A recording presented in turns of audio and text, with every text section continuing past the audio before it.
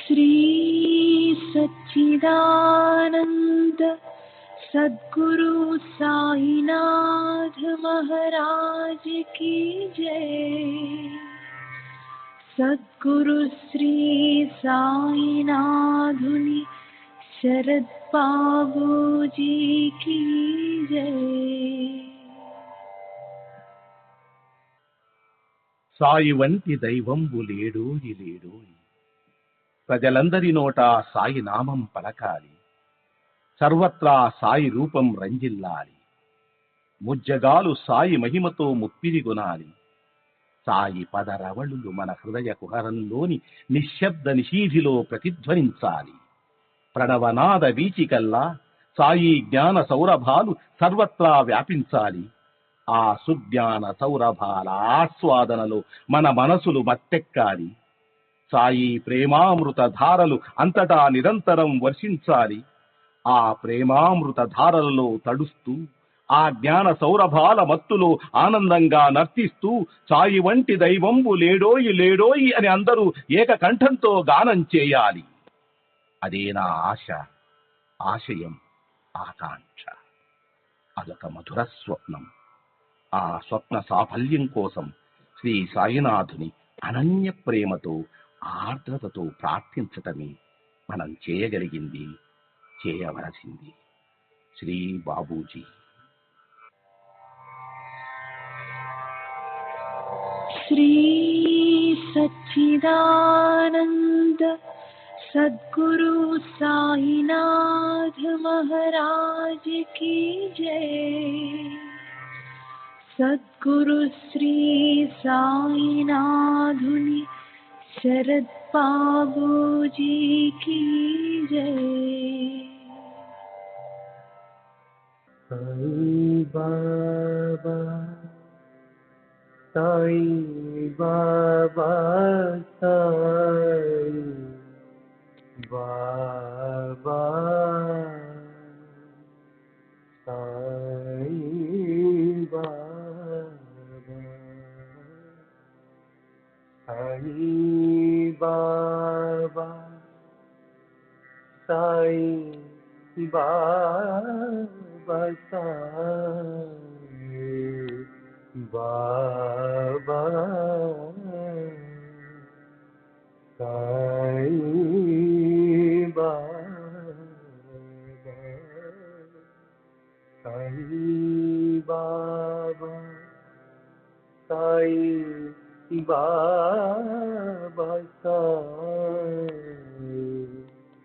बाबा,